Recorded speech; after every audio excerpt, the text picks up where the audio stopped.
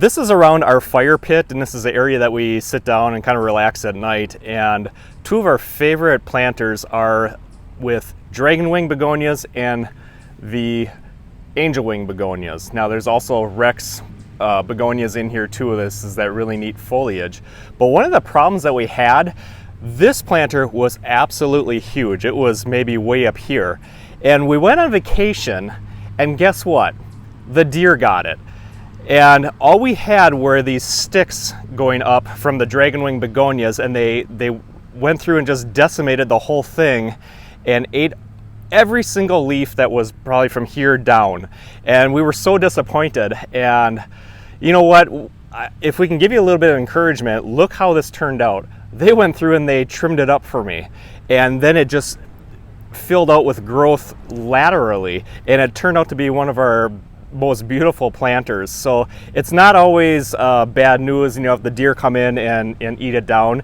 If you have enough growing time, this was in August, so we had plenty of growing time.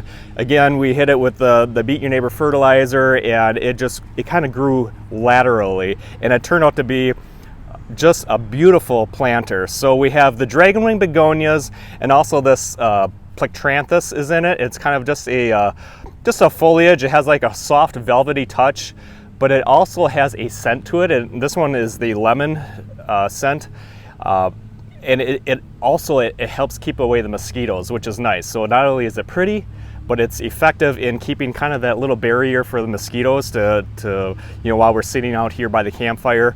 So it just makes a beautiful combination with both of these, with the angelwing, the Rex begonias, the Plectranthus, and then the dragonwing begonias that the deer just mowed this right down. So I went through and I you know, like I said, there was just sticks, and I just broke them off. The dragonwings break off real easily. So I broke them off, snapped them down, and then it just exploded with growth this way. So it turned out really pretty, even though the deer really did their number on it. So don't always be so disappointed. You know, the deer, we have a lot of deer right here, right in town actually. But sometimes it can be kind of beneficial when they go through and they trim it up. Now they left this one alone. Can you predict which ones that they'll eat on and the ones that they won't? Not really, unless you're planting flowers that they stay away from. But the angelwings, they didn't touch it.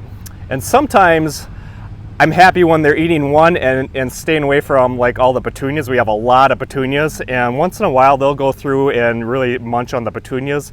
So sometimes you give them something that they will eat, and it keeps them away from the ones that you want to protect. But we also go through, and you probably can't see this, but we like to shave up the Irish Spring soap, and we just cut it up in little tiny cubes and we sprinkle it on. And that seems to help for a couple weeks. You have to keep doing it, but it does give a little bit of protection. So I just wanted to share these and give you a little encouragement if you have deer problems like we do.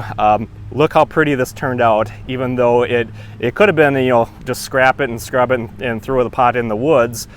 Where we let it go, we hit it with the Beat Your Neighbor fertilizer, and it just came right back, and it's just a really beautiful planter. So thank you for watching. I hope you like this.